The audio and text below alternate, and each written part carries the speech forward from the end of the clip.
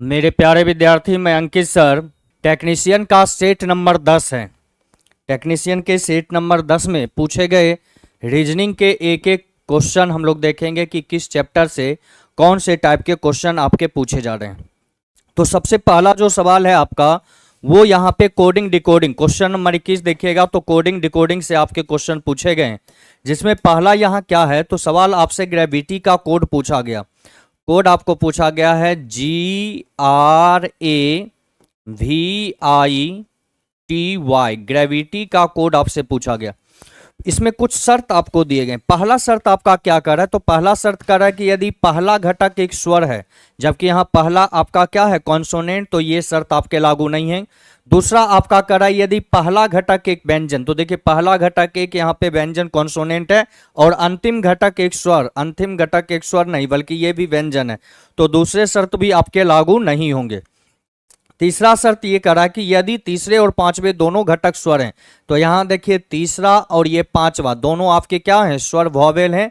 तब आगे आपसे सवाल पूछ रहा है, तो पांचवें घटक को तीसरे घटक के कूट के रूप में और तीसरे घटक को पांचवें घटक के कूट के रूप में कूटबद्ध किया जाएगा, यानी कि इन दोनों के कोड आपस में बदल दिए जाएंगे।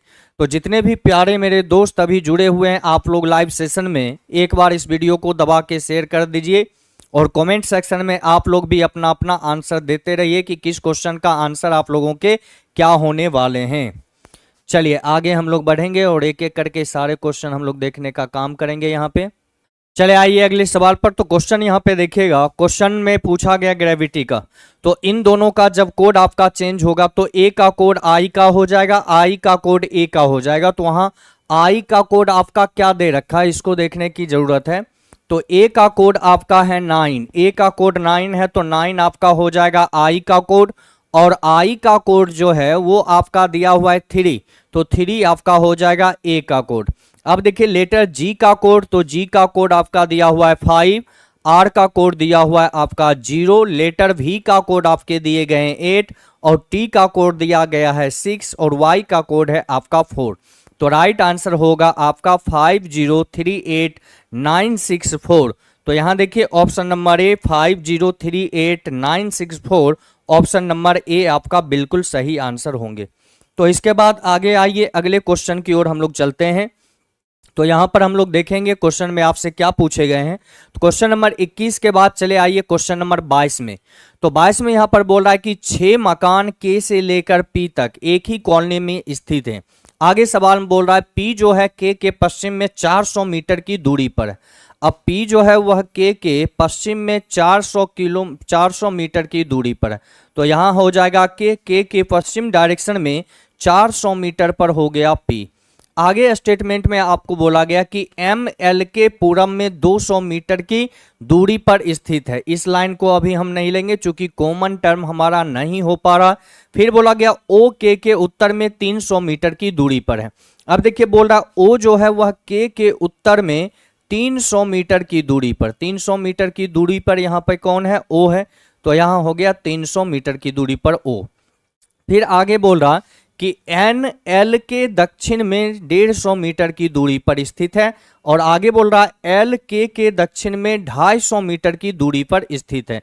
यानी एल जो है वह के दक्षिण में 250 मीटर की दूरी पर है। तो ये हो गया बाबू आपका 250 मीटर की दूरी पर, यहां पर हो जाएगा आपका एल। अब देखिए एक लाइन जो हमने छोड़ा था वो ये था हमारा, जिसमें बोला गया था एम एल के पूरब में 200 मीटर की दूरी पर स्थित है। अब यहां पर एल हो गया, तो एल के पूरब में 200 मीटर की दूरी पर, 200 मीटर की दूरी पर यहां पर आपका हो जाएगा एम। ये हो गया आपका 200 मीटर की दूरी। एक लाइन और हमने छोड़ा था जिसमें बोला गया एन एल के दक्षिण में 150 मीटर की दूरी पर है, अर्थात एन जो है वह एल के दक्षिण में 150 मीटर की दूरी पर है। अब सवाल में आपसे क्या पूछ रहा है, तो क्वेश्चन में पूछा गया कि O और N के बीच की सीधी दूरी कितनी है। तो O और N के बीच की सीधी दूरी देखेंगे तो O और N के बीच की सीधी दूरी आपका यही है, यानी O से N की दूरी पूछा गया। तो देखिए O से K तक की दूरी आपका हो जाता है 300, उसके बाद आपके हो जाते हैं 250, और उसके बाद आपके यहाँ L से N तक की दूरी हो जाता है 150। इन तीनों को जोड़ेंगे तो 0, 5, 5, 10 का 0, 1, 3, 1, 4, 2, 6, 1, 7, यानी O से N तक की जो दूरी है वह आपका हो जाता है 700 मीटर। ऑप्शन नंबर सी बिल्कुल आपके सही आंसर होंगे। तो जो भी अभी लाइव सेशन में आप लोग जुड़े हुए हैं, कमेंट में आप लोग भी अपना अपना आंसर देते रहिए, इससे आप लोगों का कॉन्फिडेंस लेवल क्या होगा, बढ़ेगा। अब आइए अगले क्वेश्चन की ओर। क्वेश्चन नंबर 22 के बाद क्वेश्चन नंबर 23 में देखेंगे क्या बोल रहा है। बोल रहा 8 सहपाठी डी से लेकर के तक एक सीधी पंक्ति उत्तर की ओर मुख करके बैठे हैं। अब देखिए यहाँ एक सीधी पंक्ति में बोला गया 8 व्यक्ति उत्तर की ओर, तो यहाँ हो जाएगा 1, 2, 3, 4, 5, 6, 7 और ये हो गया 8। ये 8 व्यक्ति उत्तर दिशा की ओर चेहरा करके बैठे हुए हैं। अब देखिए सवाल में आगे बोल रहा है कि जे पंक्ति के दाएं सिरे पर बैठा है। जे जो है वह पंक्ति के दाएं सिरे पर बैठा है। फिर बोल रहा है डी और आई एक दूसरे के ठीक बगल में है। डी और आई जो है बाबू वह एक दूसरे के ठीक बगल में है, मतलब डी के राइट में भी आई हो सकता है, लेफ्ट में भी हो सकता है। आगे सवाल में बोल रहा है एच और डी के बीच में केवल 2 सहपाठी है, यानी एच और डी के बीच में केवल 2 सहपाठी हैं। लेकिन यहाँ ये क्लियर नहीं हो रहा कि एच राइट होगा या फिर डी आपका लेफ्ट में होगा, इस बारे में जानकारी नहीं। तो यहाँ पर दोनों आइदर और में हम ले लेंगे। इसका मतलब ये हो गया कि अगर डी लेफ्ट में होगा तो एच राइट हो जाएगा और एच लेफ्ट होगा तो डी राइट हो जाएगा, और इन दोनों के बीच की संख्या आपके कितने हो जाएंगे, 2। अगले लाइन में आपको बोला जाता है कि आई और जी के बीच में केवल ई बैठा है। आई और जी के बीच में, तो आई और जी के बीच में केवल कौन बैठा है, तो यहां पर केवल ई बैठा हुआ है। अब जी और आई में कौन लेफ्ट में बैठेगा कौन राइट बैठेगा, इस बारे में कोई जानकारी नहीं है। आगे लाइन में बोल रहा है कि के डी के बाईं ओर ठीक बगल में बैठा है। के जो है वह डी के बाईं ओर ठीक बगल में, के जो है बाबू वह डी के बाईं ओर ठीक बगल में बैठेगा। और डी और आई अगर आसपास बैठता है तो जाहिर सी बात है डी के लेफ्ट में अगर के हो गया तो आई के स्थान जो है वह डी के राइट में जाकर हो जाएगा। क्लियर। अब देखिए आगे सवाल में बोला गया कि पंक्ति के बाएं सिरे से दूसरे स्थान पर कौन है। अगर इन सभी को हम व्यवस्थित करने का प्रयास करेंगे तो किस रूप में होगा उसे समझिएगा। तो यहां बोल रहा है आई और जी के बीच में एक व्यक्ति ई है। अगर आई यहां बैठ गया तब यहां पर व्यक्ति जो है वह आपका ई हो जाएगा और यहां पर जी होगा, तभी जी और आई के बीच में यहां पर ई आप कर बैठेगा। फिर बोल रहा है डी और एच के बीच में 2 व्यक्ति बैठते हैं। अब अगर डी और एच के बीच में एच को इधर रखिएगा तब तो संख्या 3 हो जाएगा, तो एच का स्थान इधर होगा तो एक व्यक्ति यहां बैठेगा और उसके बाद एच यहां होगा। तो देखिए डी और एच के बीच में यहां पर आपके 2 व्यक्ति बैठ गए। तो यहां पर व्यक्तियों की कुल संख्या अगर देखें तो 1, 2, 3, 4, 5, 6, 7 और एक व्यक्ति पहले से वहां मौजूद है। इसका मतलब ये हो गया कि इस वाले छोर पर यहां पर एच बैठेगा, ये स्थान किसी और के लिए, फिर यहां पर आपका के, उसके बाद ये स्थान डी का हो जाएगा, फिर ये वाले स्थान आई का होगा, ये वाले स्थान जी के हो जाएंगे और ये स्थान आपका यू हो जाएगा। 8 व्यक्ति में सारे व्यक्ति आ गए, एफ नहीं है तो एफ का स्थान यहां होगा। तब सवाल पूछ रहा है पंक्ति के बाएं सिरे से दूसरे स्थान पर। तो यहां से देखिए पंक्ति के बाएं सिरे से दूसरा जो स्थान है वो किसका है, तो पहला दूसरा, दूसरे स्थान पे यहां एफ बैठा है। तो राइट आंसर दीजिएगा ऑप्शन नंबर डी। तो क्वेश्चन नंबर 23 का जो आंसर है वो आपका ऑप्शन नंबर डी हो जाएगा। 23 के बाद आइए अगले क्वेश्चन की ओर। तो क्वेश्चन नंबर 24 देखिएगा, जिसमें आपको बोल रहा है कि कुछ पंक्ति एक पंक्ति में उत्तर की ओर मुंह करके बैठे, यानी कुछ व्यक्ति बोल रहा है कुछ व्यक्ति एक पंक्ति में उत्तर की ओर मुंह करके बैठे। बोल रहा है पी क्यू के बाईं ओर ठीक बगल में है। अब देखिए एक पंक्ति में है जिसमें व्यक्तियों की कुल कुछ संख्या दिया गया।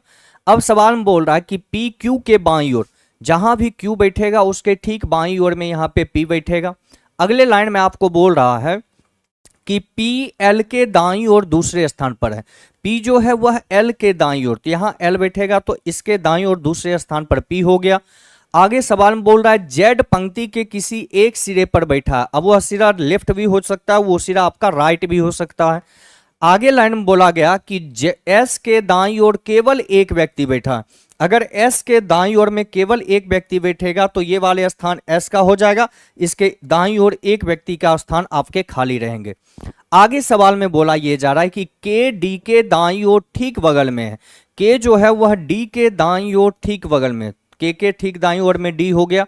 आगे बोल रहा है एल डी के दाईं ओर दूसरे स्थान पर, एल डी के दाईं ओर दूसरा, तो ये हो जाएंगे पहला दूसरा। तो यहां पर इन दोनों को सेट करते हैं, तो बोल रहा है एल जो है डी के दाईं ओर दूसरा, तो ये वाले स्थान एल डी के दाईं ओर दूसरे, एल डी के दाईं ओर दूसरा, डी के दाईं ओर पहला दूसरा, ये वाला स्थान हो जाएगा। डी के राइट में यहां पर के है, तो ये वाले स्थान के का हो जाएगा।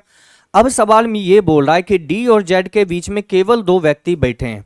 अब डी और जेड के बीच में अगर केवल दो व्यक्ति बैठेगा और जेड का जो स्थान है वो किसी छोर पर होना चाहिए, तो इसके लिए हम क्या करेंगे, तो डी और जेड के बीच में दो व्यक्ति, तो अगर जेड को यहां रखेंगे तभी दो व्यक्ति हो पाएगा, लेकिन जेड जो है किसी छोर पर, तो इसलिए जेड का स्थान हम यहां पे नहीं रखेंगे। अब जेड का स्थान जब भी होगा तो डी के लेफ्ट में होगा, और डी के लेफ्ट होने का मतलब है जेड पंक्ति के छोर पर, राइट छोर पे नहीं होगा। जेड का स्थान हो जाएगा पंक्ति के लेफ्ट छोर पर, तो यहां हो जाएगा जेड का स्थान।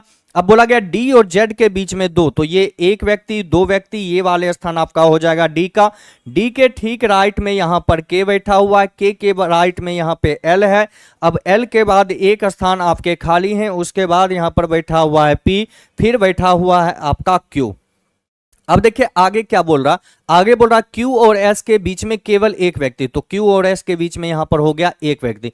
अब बोल रहा है यदि पंक्ति में कोई अन्य व्यक्ति नहीं बैठा है तो पंक्ति में कुल कितने व्यक्ति हैं, तो इन सभी को जोड़ेंगे अगर, तो 1 2 3 4 5 6 7 8 9 10 11 12, पंक्ति में व्यक्तियों की कुल संख्या आपके कितने हैं, 12 हैं। तो राइट आंसर दीजिएगा ऑप्शन नंबर सी। क्लियर।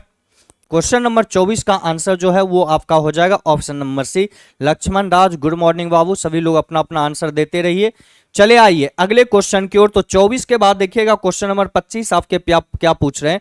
तो 25 में स्टेटमेंट कहता है, स्टेटमेंट यहां पर दिया गया कि राहुल की किसी परियोजना का समय समाप्त होने में केवल 2 दिन शेष हैं और उसने अभी तक अपनी परियोजनाओं पर कार्य करना आरंभ नहीं किया है। निम्नलिखित कार्रवाई के आधार पर सही विकल्प का चयन कीजिए। मतलब कोई परियोजना का समय जो है वो आपका समाप्त होने वाला है, लेकिन उसने अभी तक अपनी परियोजना पर कार्य करना आरंभ नहीं किया है। पहला कार्रवाई कहता है कि भविष्य में ऐसी समस्याओं से बचने के लिए उसे तुरंत समय प्रबंधन की कोई पुस्तक पढ़नी चाहिए। अब भविष्य के लिए नहीं, अभी जो समस्या है पहले उस समस्या का निदान करना चाहिए, उसके बाद की समस्याओं पर अभी विचार करने की जरूरत नहीं है। तो ये पहला कार्रवाई आपका क्या हो जाएगा, गलत। दूसरे कार्रवाई आपके ये कहते हैं, दूसरे कार्रवाई ये करें कि उसने अपने समय का कुशलतापूर्वक प्रबंध करना चाहिए और बिना विलंब किए अपनी परियोजनाओं को शुरू कर देना चाहिए। बिल्कुल शुरू करना चाहिए। दूसरे नंबर आपके जो है एक्शन क्या है, सही है।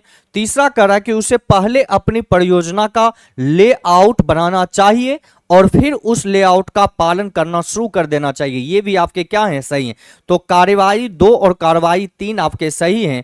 तो राइट आंसर आपका होगा ऑप्शन नंबर ए, जिसमें बोल रहा है कार्रवाई 2 और 3 दोनों ही आपके क्या है, सही हैं। चले आइए अगले क्वेश्चन पर। सर जी 24 नंबर समझ में नहीं आया, ये क्वेश्चन कौन सा है, 25। चले आइए 24 नंबर क्वेश्चन को फिर से देखिए। 24 नंबर में बोल रहा है, यहां पर देखिए व्यक्तियों की संख्या आपको नहीं दिया गया। बोला गया कुछ व्यक्ति एक पंक्ति में उत्तर की ओर मुख करके बैठे हैं, जिसमें बोला गया पी जो है वह क्यू के बाईं ओर ठीक बगल में। अब बोलिए यहां हम साइड में इस स्टेटमेंट को लिखते चलेंगे। अगर हम इन सभी को मिटा दें तो हमारा काम क्या होगा, उसे समझने का प्रयास करते हैं। चलिए ध्यान दीजिए, यहां से इन सभी को भी मिटाने का काम करते हैं। आइए फिर से इसको सॉल्व कर देते हैं। क्वेश्चन नंबर देखिएगा 24। सवाल बोला गया कि कुछ व्यक्ति एक पंक्ति में उत्तर की ओर मुख करके बैठे हैं। अब वह कुछ व्यक्ति कितने हैं इस बारे में हमारे पास जानकारी नहीं है, लेकिन आगे देखिए क्या बोल रहा है। तो बोला गया पी क्यू के बाईं ओर ठीक बगल में। तो अभी इतने व्यक्तियों में पी कहां बैठेगा, क्यू कहां बैठेगा, इस बारे में हमारे पास कोई भी जानकारी नहीं है। कोई भी जानकारी आपका दिया हुआ नहीं है। चलिए ध्यान दीजिएगा, कोई जानकारी आपके पास नहीं है कि वह संख्या कितने हैं।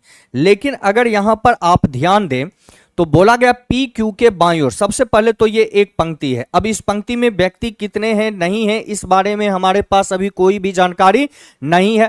पहला लाइन ये कहता है कि पी जो है वह क्यू के बाईं ओर ठीक बगल में बैठा। अब मानिए क्यू जहां भी बैठेगा, हम इस लाइन को साइड में लिखते हैं, Q जहां भी बैठेगा उसके ठीक बाईं ओर इधर, दाईं ओर इधर, तो इसके ठीक बाईं ओर में यहाँ पे P बैठेगा। आगे लाइन में बोल रहा है कि P जो है वह L के दाईं ओर दूसरे स्थान पे बैठा। अगर P L के दाईं ओर दूसरा होगा तो L का स्थान यहाँ और यहाँ एक व्यक्ति बैठेगा, L के दाईं ओर दूसरे स्थान ये हो जाएंगे P के लिए। आगे सवाल में बोल रहा है कि जेड पंक्ति के किसी एक सिरे पर बैठा। इस वाले लाइन को ध्यान रखिए, जेड नाम का जो व्यक्ति है पंक्ति के किसी एक सिरे पे बैठा। एक सिरा का मतलब हो गया कि यदि वो लेफ्ट छोर पर बैठ सकता है ना तो वो राइट छोर पे बैठ सकता, बीच में उसके लिए स्थान नहीं है। इन्हीं दोनों सिरे में से किसी एक सिरे पर उसका स्थान होगा।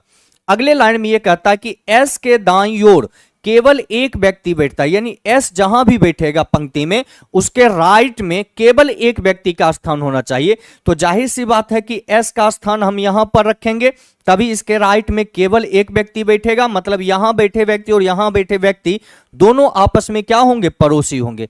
अब अगले लाइन में यह कहता है कि के डी के दाईं ओर ठीक बगल में बैठा है। के जो है डी के दाईं ओर ठीक बगल में, तो यहां पर एक अलग फिगर बनाते हैं जिसमें डी के ठीक दाईं ओर में यहां पर किसको बैठाएंगे, के को।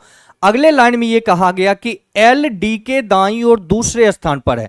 अब बोलिए एल डी के दाईं ओर अगर दूसरा होगा तो ये हो जाएगा डी के स्थान, इसके दाईं ओर पहला ये स्थान हो गया दूसरा, तो डी के ठीक दाएं में यहां के है तो ये वाले स्थान किसके लिए हो जाएंगे, के लिए हो जाएंगे। अब आगे लाइन में ये बोल रहा है बाबू कि डी और जेड के बीच में केवल दो व्यक्ति बैठे हैं, और जेड को यहां देखिए इस वाले लाइन को और इस वाले लाइन को साथ पढ़िए, जिसमें बोल रहा है डी और जेड के बीच में केवल दो व्यक्ति बैठे हैं। अब फिर बोल रहा है जेड किसी छोर पर बैठे हैं। अब मानिए डी और जेड के बीच में अगर दो व्यक्ति हो तो जेड का स्थान यहां रखेंगे, तभी जेड और के बीच में एक दो व्यक्ति ये होगा। लेकिन जेड जब भी बैठेगा तो वो पंक्ति के किसी छोर पे बैठेगा, और ये जो स्थान है वो पंक्ति का छोर नहीं है, इसलिए जेड का स्थान हम यहां रखेंगे नहीं। तो जाहिर सी बात है जेड का स्थान जब भी होगा तो डी के लेफ्ट में होगा, और डी के जब लेफ्ट में हम स्थान देंगे तो यहां पर देखिए लेफ्ट में जेड का स्थान यहां देंगे और इन दोनों के बीच की दो संख्या हो जाएंगे। तो जाहिर सी बात है जेड जब भी बैठेगा तो पंक्ति के लेफ्ट छोर पे ही बैठेगा, जेड का स्थान राइट में कभी नहीं हो सकता, क्योंकि इसके राइट में व्यक्ति की संख्या यहां पे बहुत ज्यादा है जबकि यहां पर होना नहीं चाहिए। तो यह निश्चित हो गया कि जेड जब भी बैठेगा तो इसी वाले स्थान पे यहां बैठेगा। अब बोलिए यहां पर इस फिगर को हम बनाएं तो जेड और डी के बीच में यहां पर दो व्यक्ति, तो यहां भी बनाइए जेड और डी के बीच में यहां पर हो गए एक और दो व्यक्ति, ये हो गया डी का स्थान। अब डी के ठीक राइट में यहां पर हो जाएगा के, तो ये हो गया के ठीक राइट में यहां पर है एल, तो ये हो गया एल। एल के बाद एक व्यक्ति और है, उसके बाद एक व्यक्ति आपका है पी के बाद आपका दिया हुआ है क्यू। क्लियर, यहां तक तो आपके बन गए। अब देखिए अगले लाइन ही कहता है कि Q और S के बीच में केवल एक व्यक्ति बैठा है। अगर Q और S के बीच में केवल एक व्यक्ति बैठेगा तो एक व्यक्ति का स्थान ये हो जाएगा। अब सवाल में बोला कि यदि पंक्ति में कोई अन्य व्यक्ति नहीं बैठा है, मतलब जितना ये जानकारी दिया गया इसके अलावे कोई अन्य व्यक्ति नहीं बैठा है, तो पूछ रहा है पंक्ति में कुल कितने व्यक्ति बैठे हैं। अब संख्या गिन लीजिए, तो देखिए यहां से हम लोग गिनती करना शुरुआत करेंगे। व्यक्ति एक, ये हो जाएगा दो, ये तीन, ये चार, यहां से गिनिए 1 2 3 4 5 6 7 8 9, ये 10, ये 11 और ये हो गए 12, यानी पंक्ति में व्यक्तियों की कुल संख्या जो है आपका कितना हो जाएगा 12।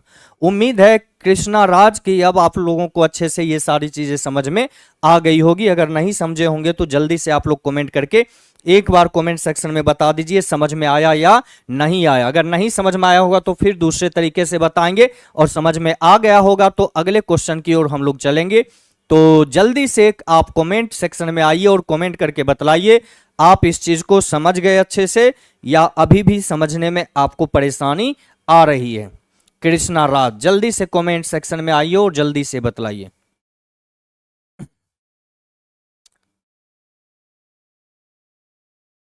चलिए आगे बढ़ते हैं, उम्मीद है कि आप लोगों को समझ में आ गया होगा।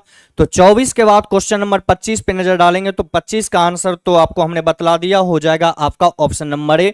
25 के बाद अगले क्वेश्चन में आइए तो 26 में क्या बोला गया, तो 26 को ध्यान से बोल रहा है, एक सौंदर्य प्रतियोगिता में 6 प्रतियोगी, मॉडल क्यू मॉडल ए से लंबी है। बोल रहा है मॉडल क्यू जो है वह मॉडल ए से लंबी है किंतु मॉडल ई से छोटी है, किंतु वह मॉडल ई से जो है छोटी है। अब देखिए आगे बोल रहा है मॉडल एक्स मॉडल ई जितनी लंबी नहीं है, इसका मतलब हो गया कि मॉडल एक्स जो है वह ई से छोटी है, मॉडल एक्स ई से छोटी है, लेकिन मॉडल आई से ये लंबी है, एक्स जो है वो आई से लंबी है। फिर बोल रहा है कि मॉडल एफ मॉडल आई से लंबी है, मॉडल एफ जो है वो मॉडल आई से बाबू क्या है, लंबी है, किंतु मॉडल क्यू से छोटी, यानी एफ जो है वो क्यू से छोटी। अब देखिए इस पूरे स्टेटमेंट से ये तो पता चल रहा है एफ जो है वो क्यू से छोटी है, लेकिन एफ ए से बड़ी है या छोटी है इस बारे में कोई भी जानकारी हमारे पास नहीं है। सवाल में जो पूछे उसके अनुसार पूछा निम्नलिखित में से किसकी लंबाई सर्वाधिक है। तो यहां देखिए निम्नलिखित में अगर देखिए 6 मॉडल हैं, 1 2 3 4 5 और ये एफ हो गया 6, और 6 में सबसे लंबा यहां पर आपको ई दिखाई दे रहा है, तो आपका आंसर हो जाएगा ऑप्शन नंबर डी, यानी मॉडल ई जो है वह सबसे लंबा है। अगले क्वेश्चन पे आइए, 26 के बाद देखेंगे क्वेश्चन नंबर 27। तो 27 में क्या है बाबू, एकदम सिंपल सा काम यहां पर किए गए, दिया हुआ है आपका 25 36 बराबर 5 6 11। तो यहां देखिए 25 क्या है, तो ये 5 का स्क्वायर 25, 6 का स्क्वायर आपका हो गया 36, 5 और 6 इन दोनों को यहां रखकर इन दोनों को जोड़ा गया, 5 6 हो गया 11। उसी प्रकार 10 का स्क्वायर आपका हो जाता है 100 और 8 का स्क्वायर हो जाते हैं 64, 10 और 8 आपका हो जाता है 18। तो ये है 36, 6 का स्क्वायर, यहां है 9, 9 का स्क्वायर, तो 6 और 9 आपके होंगे 15, यानी यहां नंबर 6 यहां पर होना चाहिए 15, 9 और ये होना चाहिए 15। राइट आंसर दीजिएगा option number C. Question number 27 का जो आंसर है वो आपका हो जाएगा ऑप्शन नंबर सी। अगले क्वेश्चन पे चलते हैं, तो 27 के बाद क्वेश्चन नंबर 28 पे आप लोग देखेंगे क्या दिया गया। अब देखिए यहां पर स्टेटमेंट ये कहता है कि मुसीबत में काम आने वाला ही सच्चा मित्र होता है, यानी जो आपके मुसीबत में काम आता है वही आपका क्या है, सच्चा मित्र है। पहला निष्कर्ष कहता है कि जो व्यक्ति कठिन परिस्थिति में आपकी सहायता करता है वो आपका मित्र होता है, बिल्कुल सही है। जो कठिन परिस्थिति में, स्टेटमेंट भी वही कहता है कि मुसीबत में काम आने वाला ही सच्चा मित्र है, मतलब जो व्यक्ति आपके कठिन परिस्थिति में आपकी सहायता करता है वही आपका मित्र होता है। तो पहला नंबर निष्कर्ष आपके क्या है, सही है। दूसरा हम बोल रहा है कि कभी आपके दुश्मनों का भी हृदय परिवर्तन हो सकता। अब दुश्मन के हृदय परिवर्तन हो सकता है, सकता पे आपको कंक्लूजन नहीं देना है, तो ये दूसरा नंबर आपका क्या हो जाएगा, गलत हो जाएगा। और मुसीबत के समय आपकी मदद कर सकता है, मुसीबत के वक्त अगर मदद करे ही तो वो फिर दुश्मन की श्रेणी में आएगा ही नहीं, तो इसलिए दूसरे नंबर कंक्लूजन आपके गलत, पहले सही। यहां राइट आंसर दीजिएगा ऑप्शन नंबर डी, केवल निष्कर्ष 1 आपका अनुसरण करता है। इसके बाद आ जाइए क्वेश्चन 28 के बाद अगले सवाल की ओर। तो क्वेश्चन नंबर 29 में देखिएगा, यहां आपको दिया गया है बाबू इनइक्वलिटी से, तो यहां बोल रहा है t less than equal n। इसमें आपको हमेशा ये याद रखना है कि यदि सिंबल आपका सेम डायरेक्शन में इस रूप में चल रहा हो तो हमेशा ध्यान रखिएगा कि दो एलिमेंट के बीच में आपके रिलेशन बनेंगे, लेकिन वही सिंबल जब इस रूप में आपका अपोजिट डायरेक्शन में दे दिया गया हो तो हमेशा ध्यान रखिए दो एलिमेंट के बीच में कोई रिलेशन नहीं बनेगा। पहला कंक्लूजन कहता है t less than equal n, तो t और n के बीच में देखिए क्या सेम डायरेक्शन सिंबल है, सेम डायरेक्शन नहीं। यहां देखिए ये दोनों सिंबल आपके अपोजिट डायरेक्शन हो गए, तो पहला नंबर कंक्लूजन गलत हो गया। दूसरा में कह रहा है m लेस देन l। अब m से अगर हम l के बीच आए तो यहां पर देखो बाबू ये m है, ये आपका l है, l के तरफ ग्रेटर m के तरफ लेस, और ये सारे सिंबल आपके सेम डायरेक्शन है। दूसरा नंबर कंक्लूजन क्या हो गया, सही हो गया। तो राइट आंसर दीजिएगा केवल निष्कर्ष 2 आपके क्या है, सही है। तो केवल निष्कर्ष 2 तर्क संगत है, ऑप्शन बी।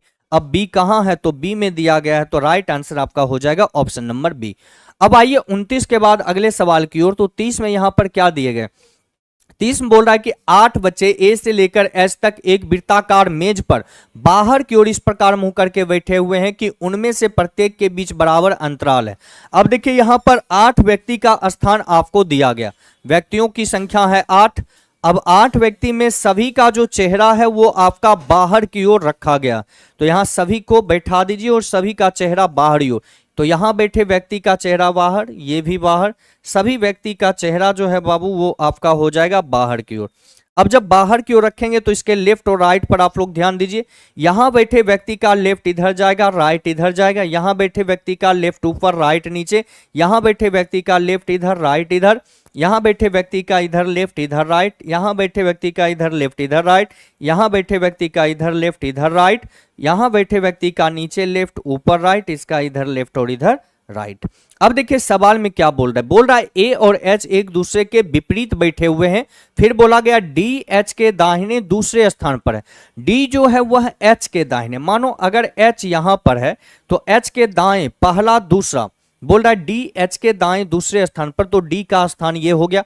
इसमें बोल रहा है ए और एच एक दूसरे के विपरीत, तो अगर एच यहां है तो इसके विपरीत इस वाले स्थान पे यहां पे हम ए को बिठा देंगे।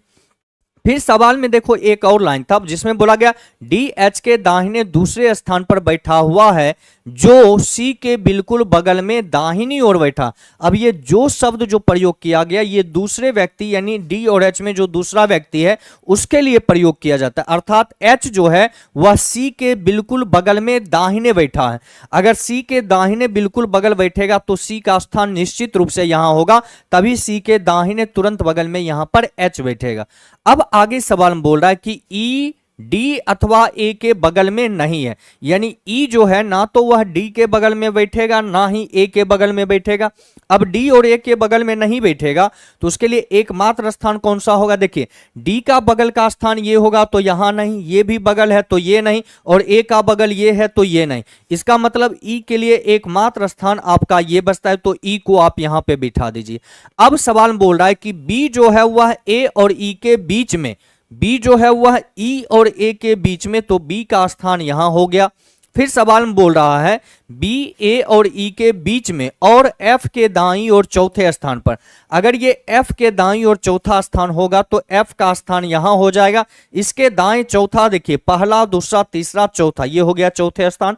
आगे सवाल में बोला गया, अब देखिए इन 8 व्यक्ति में सारे व्यक्ति आ गए, एकमात्र व्यक्ति बैठा हुआ है जी, तो जी का स्थान यहां हो जाएगा। अब आगे क्वेश्चन में क्या बोल रहा है, तो इसके लिए कुछ शर्त है। बोल रहा है यदि डी का स्थान ई से, अगर डी का स्थान हम ई से चेंज करेंगे तो ये वाले स्थान डी का हो जाएगा और ये वाले स्थान आपका ई का हो जाएगा। अब बोल रहा है डी का स्थान ई से और ए का स्थान जी से, अगर ए और जी का स्थान चेंज करेंगे तो ये वाले स्थान जी का हो जाएगा, ये वाले स्थान ए का हो जाएगा। आगे सवाल में फिर बोल रहा है बी का स्थान एच से, अगर बी का स्थान एच से चेंज करेंगे तो यहां एच बैठेगा और इस वाले स्थान पर यहां बी बैठ जाएगा। तब बोल रहा बी का एच से बदल दिया जाए तो नए क्रम के अनुसार विकल्पों में दिया गया कौन सा सही होगा। अब देखिए पहला ऑप्शन कहता है कि एफ और एच अगल बगल होंगे। अब देखिए एफ और एच अगल बगल नहीं होगा, चूंकि एफ यहां है और नए स्थान में एच यहां हो गया, तो ये दोनों अगल बगल नहीं है, तो पहला ऑप्शन आपके गलत। दूसरा कर रहा है ए एफ के दाईं ओर तीसरे स्थान पर, ए जो है एफ के दाईं ओर, तो ए का स्थान यहां है, यहां एफ, एफ के दाईं पहला दूसरा, ये दूसरा है, जबकि यहां तीसरा बोल रहा है बी नंबर गलत। सी में बोला गया जी और सी एक दूसरे के ठीक विपरीत, तो जी यहां है जबकि सी आपका यहां है, तो ये दोनों एक दूसरे के विपरीत नहीं है, सी नंबर ऑप्शन भी गलत। डी में बोला गया बी जो है एफ और सी के बीच में बैठा है। अब देखिए बी यहां पर बैठा हुआ और बी जो है सी और एफ, एफ और सी के क्या है बीच में, तो ऑप्शन नंबर डी आपके बिल्कुल सही है, राइट आंसर चला जाएगा ऑप्शन नंबर डी। चले आइए अगले क्वेश्चन पर आप लोग। राजा कुमार सेट नंबर 9 के मैथ का सॉल्यूशन सर को बोलिए ना करवा दे। चलिए ठीक है बाबू, बोल देंगे। सर का तबीयत कल कुछ खराब था जिस वजह से वो क्लास नहीं ले पाए। आज ये सूचना ऑफिस तक हम बिल्कुल पहुंचा देंगे और कोशिश किया जाएगा कि इस सर से बात करके आप लोगों की क्लास करवा दिए जाए। आइए क्वेश्चन नंबर 30 के बाद अगले क्वेश्चन की ओर हम लोग चलते हैं। तो यहां देखिए क्वेश्चन नंबर आपका दिया हुआ है बाबू 54। अब 54 में यहां क्या है, 11 4 57, फिर है 12 5 19, उसके बाद है आपका यहां पर दिया हुआ है बाबू 18 6।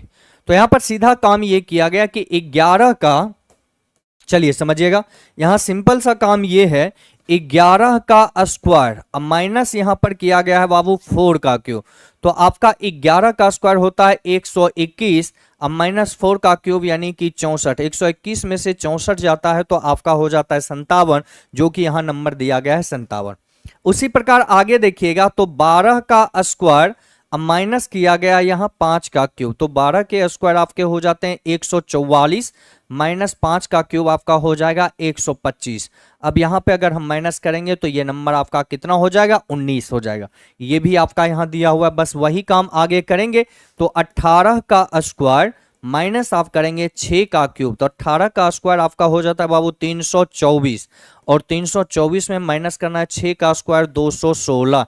अब इसको माइनस करेंगे तो कितना होगा, 14 में से 6 जाएगा तो हो जाएगा 8, और उसके बाद एक और एक आपका हो गया 0, और 3 में से 2 जाएगा 1, यानी 324 में से 216 जाएगा तो आपका हो जाएगा नंबर 108। राइट आंसर दीजिएगा ऑप्शन नंबर डी। तो यहाँ पे राइट आंसर जो है वो आपके हो जाएंगे ऑप्शन नंबर डी। 54 के बाद आइए अगले सवाल पर, देखिएगा यहाँ 55 में क्या दिए गए। तो बोल रहा है कि उस संख्या का चयन करें जो निम्नलिखित श्रृंखला से संबंधित नहीं है।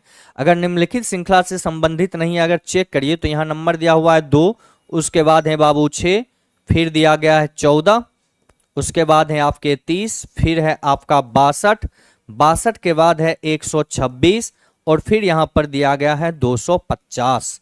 अब देखिए यहां पर अगर हम चेक करें तो सीधा सा नजर आ रहा है 2 पचे 10, ये 2 दूना 4 प्लस 2, यहां 2 गुने 2 4, और फिर 2 जोड़ेंगे तो हो जाएगा 6। उसी प्रकार यहां भी देखिएगा तो 6 गुने 2 आपके होंगे 12, अब 12 और 2 आपके हो जाते हैं 14। आगे भी वही पैटर्न है आपका, 14 गुने 2 हो गया 28, और 2 जोड़ दिए हो गया 30, 30 गुने 2 आपके हो जाते हैं 60, और 60 और 2 आपके हो जाते हैं 62। फिर आगे जब हम करते हैं तो यहां देखिए 62 गुने 2 आपके हो जाते हैं कितना, 124, 62 गुने 2 124, प्लस 2 आपका हो जाता है 126। यहां तक तो सही है।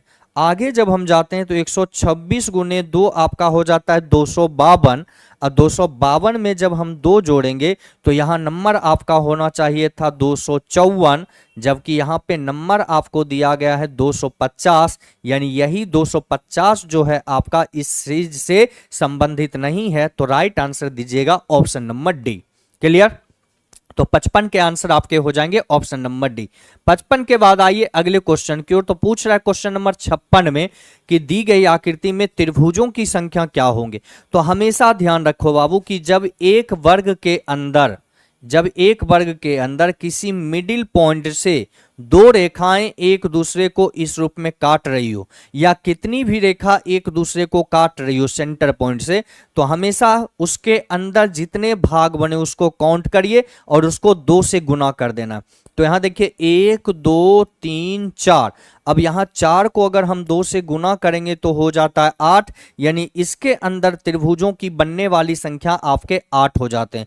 दूसरा चीज ये याद रखना है, जब एक त्रिभुज के अंदर ये लाइन दिया गया हो तो जितने भाग बन रहे उसको नंबरिंग करके दोनों को आपस में जोड़ेंगे तो 1 और 2 आपके यहां पर हो जाते हैं 3। अब देखिए बस वही काम करना है। तो सबसे पहले यहां अलग अलग पार्ट में इसको हम करेंगे। तो सबसे पहले देखिए यहां पर एक वर्ग आपको दिखलाई दे रहा, और वर्ग के अंदर यहां सेंटर पॉइंट से ये लाइन एक दूसरे को काट रही है, तो इसके अंदर बनने हुए वाले भाग को 2 से गुना करेंगे। तो गिनती करिए 1 2, ये हो गया 3 4 5 6 7, और ये हो गए 8। तो सीधा ध्यान रखिए 8 ये हो गए, तो 8 को क्या करेंगे 2 से गुना करेंगे, 8 गुने 2 आपका हो जाएगा 16, यानी इस वर्ग के अंदर बनने वाले कुल त्रिभुजों की संख्या हो गया 16। अब उसके बाद अगर देखें तो यहां देखिए ये वाले जो त्रिभुज आपको दिखाई दे रहा, तो देखिए इस त्रिभुज में एक लाइन यहां बीचों बीच आपको काट रही है, तो एक भाग ये हो गए, दूसरा भाग ये हो गया, इन दोनों को जोड़ेंगे तो 1 और 2 हो गया 3, यानी त्रिभुजों की संख्या हो जाएंगे 3। सेम इसी टाइप का फिगर आपको इसके अपोजिट यहां पर दिखाई दे रहा, तो ये 1 और ये 2, इन दोनों को जोड़ देंगे तो हो जाएगा 3। तो कुल त्रिभुजों की संख्या देखिएगा तो सबसे पहले 16 जो कि वर्ग के अंदर, उसके बाद 3 और उसके बाद आपका हो जाता है 3। 16 3 19, 19 और 3 होता है 22। यानी इस दिए हुए फिगर में कुल त्रिभुजों की जो संख्या है वो आपके कितने हैं? 22 हैं। चले आइए अगले क्वेश्चन की ओर। तो क्वेश्चन नंबर 56 के बाद क्वेश्चन नंबर 57 में आप लोग देखेंगे आपके आंसर क्या होने वाले। तो सीधा सा बात है बाबू, यहां देखो DEFGH, तो आगे का जो लेटर है वो आपका होना चाहिए H, फिर दिया हुआ है JL यानी 10 2 12, यहां 2 का अंतर 12 2 14, 2 का अंतर 14 2 16, तो यहां हो जाएगा R 18। फिर देखिए 17 3 20, 20 3 23, 23 3 26, 26 3, तो यहां लेटर होगा C। फिर देखेंगे 3 और 4 7, 7 4 11, 11 4 15, 15 4 19, 19वां लेटर S। राइट आंसर होगा HRCS, HRCS option number B आपके बिल्कुल सही आंसर होंगे। चलिए अगले क्वेश्चन की ओर। तो 57 के बाद देखिए क्वेश्चन नंबर 58 में क्या बोला गया। 58 में बोल रहा है कि निम्नलिखित में से किस व्यंजक से ये पता चलता है कि HP का पोता है। अगर यहां पर आपको ऐसे क्वेश्चन में क्या होता है कि सारे ऑप्शन को आपको चेक करने की जरूरत पड़ता है। अब यहां H जो है वह P का पोता होना चाहिए, ये आपका ऑप्शन नंबर डी से पता चलता है। देखिए कैसे, अब यहां बोल रहा है बाबू P प्लस K, प्लस का मतलब है A B का पिता, अर्थात P जो है K का पिता होगा। अगर P K का पिता होगा तो यहां फिगर हम लोग इस रूप में बनाएंगे, P जो है वह किसका पिता है? तो वह K का पिता। पिता को हमेशा ऊपर वाले पीढ़ी में रखेंगे। क्लियर? आगे बोल रहा है K प्लस D, अर्थात K जो है वह D का पिता है। तब यहां K को आप D के पिता बनाएंगे तो K जो है वह D का पिता हो गया। फिर आगे बोल रहा है D भाग H, भाग का मतलब है A B की बहन है, अर्थात यहां D जो है वह किसकी बहन है? तो वो H की बहन है, तो यहां पर हो गया H। आगे बोल रहा है H गुने M, गुने का मतलब है A B का भाई है, अर्थात ये H जो है वो किसका भाई है? M का भाई है। अब अगर इस फिगर में देखिए तो P का ये हो गया पुत्र, पुत्र का ये है पुत्र, तो पुत्र के पुत्र को रिश्ते में कहा जाता है पोता, अर्थात ये डायग्राम दर्शा रहा है कि H जो है वह P का निश्चित रूप से क्या है? पोता है। क्वेश्चन नंबर 58 का आंसर दीजिएगा ऑप्शन नंबर डी। 58 के बाद आइए क्वेश्चन नंबर 59 में। तो यहां पर स्टेटमेंट क्या करा? स्टेटमेंट करा कि कुछ नर्तक जो हैं वो आपके लेखक हैं। तो फिगर बनाइए, ये हो जाएंगे आपके नर्तक, जिसमें बोला गया कुछ नर्तक लेखक हैं। और फिर अगला स्टेटमेंट आता है कि सभी लेखक छात्र हैं। ये सारे के सारे लेखक आपके क्या हैं बाबू? छात्र हैं। ऐसे फिगर में हमेशा 2-3 पॉइंट आप लोग याद रखिए। क्या याद रखना है? तो जब एक सर्कल दूसरे के अंदर हो तो हमेशा ध्यान रखिए इन दोनों फिगर के बीच अंदर से बाहर जो कंक्लूजन होता है वो आपका ऑल में भी होते हैं और सम में भी होते हैं, लेकिन बाहर से अंदर अर्थात छात्र का लेखक से जो कंक्लूजन होगा वो केवल और केवल सम में बोले जाएंगे। अगला पॉइंट ये याद रखना है कि जब दो सर्कल एक दूसरे को हाफ हाफ इस रूप में काट रही हो तो इन दोनों के बीच में जब भी कंक्लूजन होगा तो वो केवल और केवल सम में बोले जाएंगे। इस जगह पे यदि कंक्लूजन आप ऑल में बोलते हैं तो इस ऑल का बोलना आपका क्या होगा? गलत होगा। तीसरा एक और पॉइंट ये याद रखना है कि जब दिए गए सारे स्टेटमेंट आपके पॉजिटिव हो तो उसमें कभी भी निगेटिव कंक्लूजन नहीं निकाले जाते हैं। अब देखिए पहला कंक्लूजन क्या कहता है? पहला कहता कुछ छात्र नर्तक हैं। तो अब देखिए छात्र और नर्तक के बीच में ये हाफ कट रहा है और इस जगह पे सम का बोलना सही होता है, मतलब पहला कंक्लूजन आपके सही है। दूसरा बोल रहा है कुछ छात्र लेखक हैं। अब देखिए छात्र लेखक ये बाहर से अंदर है और बाहर से अंदर सम, कुछ का बोलना आपका क्या होता है? सही होता है। तीसरा बोल रहा है कोई भी छात्र नर्तक नहीं है। अब ये देखो बाबू ये आपका निगेटिव कंक्लूजन है, जबकि दिए गए दोनों स्टेटमेंट आपके पॉजिटिव हैं तो उस जगह पे ये निगेटिव कंक्लूजन आपका क्या हो जाता है? गलत। तो पहला और दूसरा कंक्लूजन सही है, तीसरा आपके गलत है। तो राइट आंसर दीजिएगा ऑप्शन नंबर बी, जिसमें बोला गया केवल निष्कर्ष 1 और 2 आपके अनुसरण करते हैं। चले आइए अगले क्वेश्चन की ओर। तो 59 के बाद हम लोग देखेंगे 60 में हमारा क्या पूछा गया। तो 60 में यहां देखिए सबसे पहले अगर फिगर को हम देखें तो यहां अपोजिट क्या है, तो यहां पर ए का अपोजिट हो जाता है बाबू यू, क्यू का अपोजिट हो जाएगा यहां पर ई, और जो शेष बचा एल और बी एक दूसरे का क्या होगा, अपोजिट होगा।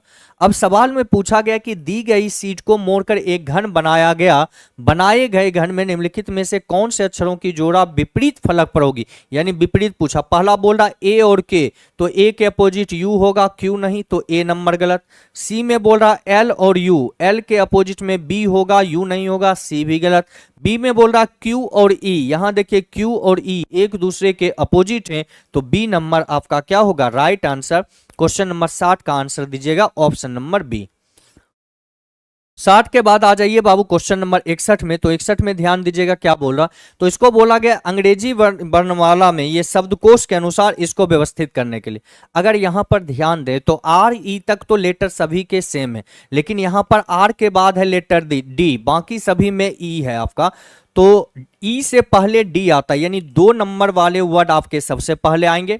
उसके बाद देखिएगा तो यहां पर 2 नंबर वाले सबसे पहले। अब ई वाले को अगर चेक करें तो R E R E R E, और यहां है आर ई, 2 लेटर तो सभी में समान। अब इसके बाद अगर हम चेक करेंगे तो देखो बाबू यहां पर आपका ए है और यहां एस एस एस, तो एस से पहले अल्फाबेट में ए आता है, तो पहले ए वाले को रखेंगे, यानी 1 नंबर वाले वर्ड आपके उसके बाद आएंगे। अब आगे अगर चेक करें तो आर ई के बाद यहां सारे जगह एस है, यहां देखो एस के बाद टी, यहां यू, यहां पर ई, तो टी और यू से पहले ई आता है, यानी चौथे नंबर के वर्ड उसके बाद आएंगे। उसके बाद देखिएगा एस के बाद यहां टी है, जबकि यहां यू है, यू से पहले टी आएगा, यानी तीसरा वर्ड आपका उसके बाद आएगा, और उसके बाद आपके आएंगे 5वें, यानी सही क्रम जो बनेगा 2 1 4 3 5, 2 1 4 3 5, राइट आंसर होगा option number B. Question number 61 के बाद चले आइए अगले सवाल क्वेश्चन नंबर 62 में। तो यहां पर बोल रहा है मेज लकड़ी के समान और कुर्सियां लकड़ी के समान, यानी कुछ मेज लकड़ी के समान होते हैं और कुछ कुर्सियां क्या होते हैं, लकड़ी के समान होते हैं। Right answer option number D होगा, जिसमें ये आपका हो जाएगा बाबू मेज, ये आपके हो जाएंगे कुर्सी, और बीच वाले आपके हो जाएंगे लकड़ी के समान, जो दर्शाता है कुछ मेज जो है वो लकड़ी के समान है और कुछ कुर्सी भी आपके क्या है, लकड़ी के समान है। तो राइट आंसर दीजिएगा ऑप्शन नंबर डी। 62 के बाद चले आइए क्वेश्चन नंबर 63 में। हम लोग देखेंगे कि 63 का आंसर हमारा क्या होगा। तो यहां सबसे पहला काम हम ये करते हैं कि बोला गया कि पाउंड का कोड, बोला गया POUND, पाउंड का कोड आपको दिया गया कितना, 106 के रूप में। अब ये 106 कैसे आएगा, तो देखिए अल्फाबेट में पी का पोजीशन जो होता है बाबू वो आपका हो जाता है 16, ओ का होता है 15, यू का होता है 21, एन का हो जाएगा 14 और डी का होगा 4। अगर इन सभी को हम जोड़ें तो 16 और 14 आपके हो जाते हैं 30, 30 21 4 25, 30 और 25 आपके हो जाएंगे कितने, 55, 55 15 हो जाते हैं 70, जबकि यहां दिया हुआ है 106। अगर हम यहां पर 106, 70 तो हो गया, 36 और आना चाहिए, यानी 15 21 36। अब देखो यहां पर क्या है नियम ये है कि जो लेटर वॉवेल है, वॉवेल में यहां पर लेटर ओ और लेटर यू ये दोनों आपके वॉवेल अक्षर हैं, तो वॉवेल के पोजीशन नंबर को दुगना किया गया, कॉन्सोनेंट को वही रहने दिया, और इसके आधार पर आपका हो जाता है 16 प्लस 15 गुने 2 हो जाते हैं 30, 21 गुने 2 आपके हो जाते हैं 42, और 14 का 14 और 4 का 4, यानी कि कॉन्सोनेंट लेटर का पोजीशन नंबर आपका सेम रहेगा, वॉवेल लेटर का पोजीशन क्या हो रहे हैं, दुगने हो रहे हैं। अब इन सभी को यदि हम जोड़ेंगे तो देखिए 16 6 6 6 2 8 8 4 12 12 4 16 का 6 शेष बचा 1 1 और 1 2 2 3 5 5 4 9 9 और 1 आपका हो जाता है 10, यानी इसका योग आपका हो जाता है 106। अब देखिए दूसरा जो आपका एग्जाम्पल दिया गया, क्या इसको हम लोग चेक कर लेते हैं। तो 41 आएगा, तो यहां दिया हुआ है क्लीन, यानी कि सी, उसके बाद एल, फिर है आपका ई, उसके बाद ए, फिर है आपका एन, इसका कोड दिया गया 41। अब इसको अगर हम चेक करते हैं तो देखिए यहां 2 लेटर आपके वॉवेल हैं, ई और ए, ये दोनों वॉवेल हैं, बाकी कॉन्सोनेंट।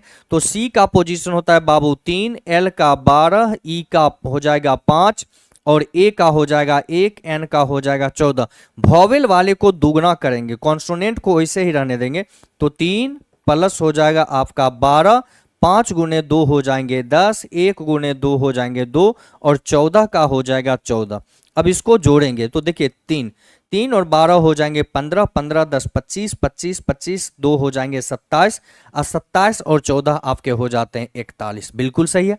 बस वही काम यहाँ करिए। जब मैकर का कोड आपसे पूछा गया तो एम यहाँ पर 2 वॉवेल है ए और ई, तो m का पोजीशन नंबर होगा बाबू 13, a को दुगना करेंगे तो 1 गुने 2 हो जाएंगे 2, k का 11, 11 का 11 और e का होता है 5, दोगुना करेंगे तो हो जाएगा 10 और r का हो जाता है 18, तो यहाँ हो गया 18। इन सभी को जोड़िए तो कितना आ जाता है, तो देखिए 3 3 2 5 1 6, 6 और 8 हो जाते हैं 14 का 4, शेष 1, 1 और 1 2, 2 1 3, 3 1 4, 4 1 5, यानी सभी का योग आपका हो जाएगा 54। राइट आंसर दीजिएगा ऑप्शन नंबर डी। तो यहाँ वॉवेल और कॉन्सोनेंट को आधार बनाकर यहाँ पर कोडिंग किए गए हैं। तो वॉवेल का कोडिंग क्या है, तो उसके पोजीशन नंबर को दुगना किया गया है और कॉन्सोनेंट वाले को पोजीशन नंबर सेम रहने दिया गया। अब आइए 20 के बाद 21 नंबर क्वेश्चन में, तो यहाँ पर क्या किया जा रहा है इसको समझने की आपको जरूरत है। चलिए ध्यान दीजिएगा। तो यहां सीधा सा बात ये किया गया बाबू, यहां देखिए 26 और 34 को जोड़ेंगे 60 और 60 गुने 2 हो जाता है 120, 14 और 41 हो जाते हैं 55, 55 गुने 2 हो जाता है आपका 110। यानी पहले वाले संख्या अंतिम वाले संख्या दोनों को जोड़कर दुगना करके ये बीच वाले संख्या को लिखा गया। अगर ऐसे हम चेक करें तो कौन सा हमारा आएगा, तो ऐसे में हमारा ऑप्शन नंबर डी आता है। कैसे समझिएगा, तो यहां देखिए 36 और 17, तो 36 और 17 को अगर हम जोड़ेंगे तो इनका योग आपका हो जाता है 53 और 53 को जब हम दोगुना करेंगे 53 गुने 2 तो आपका हो जाएगा 106। तो राइट आंसर दीजिएगा option number D. Question number 64 का आंसर हो जाएगा ऑप्शन नंबर डी। 64 के बाद क्वेश्चन नंबर 65 देखिएगा, तो बोल रहा है कि इनर को SSSNNWJ के रूप में लिखा जाता है, ग्लास को UPAI के रूप में। देखो यहां सिंपल किया गया, I का अपोजिट लेटर होता है आपका R, N का अपोजिट हो जाता है M, फिर N का अपोजिट हो जाता है आपका M, E का अपोजिट आपका होता है बाबू V और R का अपोजिट होता है I। अब क्या किया गया कि अपोजिट जो यहां पर आपके लेटर है उसका आगे का लेटर कोड किया गया, यानी R का आगे का लेटर S, M का आगे का N, M का आगे का N, फिर V का अगला लेटर W, I का अगला लेटर J। अगर दूसरे एग्जाम्पल को हम चेक करें तो यहां देखिएगा G का अपोजिट लेटर होता है बाबू T, L का हो जाता है O, A का हो जाएगा Z, S का हो जाएगा आपका I, फिर S का हो जाएगा आपका I। क्लियर, सॉरी S का अपोजिट लेटर होता है आपका H, तो S का अपोजिट यहां हो जाएगा H, यहां भी S का H। तो यहां देखिए यहां भी वही काम किए गए, T के आगे का लेटर U कोड किया गया, O का अगला P, Z का आगे का लेटर A, H का आगे का लेटर I, फिर H का आगे का लेटर I। तो जब आपसे कोड पूछा गया मॉडल का कोड क्या होगा, MODEL। बस यहाँ पर वही काम आपको करने हैं। क्या करना है, तो सबसे पहले इसका अपोजिट लेटर लिखिए और उसके आगे का लेटर कोड कर दीजिएंगे। तो M का अपोजिट लेटर हो जाता N, O का L, D का होगा W, E का V और L का हो जाएगा O। अब इसके आगे का लेटर लिखेंगे तो यहाँ देखिए N का अगला लेटर आपका हो जाएगा O, L का आगे का लेटर होगा M, W का आगे का लेटर X, V का अगला लेटर W और O का आगे का लेटर P। राइट आंसर होगा OMXWP, OMXWP राइट आंसर होगा ऑप्शन नंबर बी। तो क्वेश्चन नंबर 65 का जो आंसर है वो आपका हो जाएगा ऑप्शन नंबर बी। अगले क्वेश्चन पे आइए, क्वेश्चन नंबर 94 पे नजर डालेंगे। तो ये आपको दिया गया बाबू सीरीज से। अब सीरीज में क्या है, तो यहां देखिए सिंपल सा काम, WS, चलिए यहां ध्यान दीजिए, WS सिंगल सिंगल लीटर लिया गया, फिर WS, फिर आपका हो जाता है WS, फिर आपका होगा 4W होना चाहिए, लेकिन 4W करेंगे 4S नहीं होगा, तो यहाँ पैटर्न ये बनेगा WW, यहाँ पर हो जाएगा WS, WS, SSS, WW 4S या WW 4S। इस रूप में। तो राइट आंसर हो जाएगा WS WSSS option number A आपका बिल्कुल सही आंसर जाएगा। तो 94 के बाद आइए अगले क्वेश्चन की ओर 95 में देखेंगे। तो बोल रहा है कि उस विकल्प का चयन करें जिसमें शब्दों में वही संबंध है जो संबंध नीचे गए शब्द युग्म के शब्दों के बीच है।